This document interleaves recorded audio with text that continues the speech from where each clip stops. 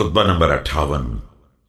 آپ علیہ السلام کا ارشاد کرامی جس کا مخاطب ان خوارج کو بنایا گیا ہے جو تحکیم سے کنارہ کش ہو گئے اور لا حکم الا للہ کا نعرہ لگانے لگے۔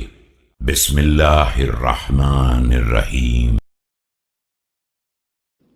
أصابكم حاسد ولا بقي منكم آبر أبعد إيماني بالله وجهادي مع رسول الله صلى الله عليه وآله أشهد على نفسي بالكفر لقد ضللت إذا وما أنا من المهتدين۔ خدا کرے تم پر سخت آندھیاں آئیں اور کوئی تمہارے حال کا اصلاح کرنے والا نہ رہ جائے۔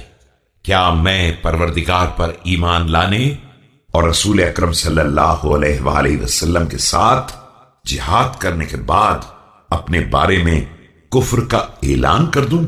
ایسا کروں گا تو میں گمراہ ہو جاؤں گا اور ہدایت یافتہ لوگوں میں نہ رہ جاؤں گا۔ فأوبوا شر مآب وارجعوا على أثر الأعقاب أما إنكم ستلقون بعدي ذلا شاملا وسيفا قاطعا وأثرة يتخذها الظالمون فيكم سنة۔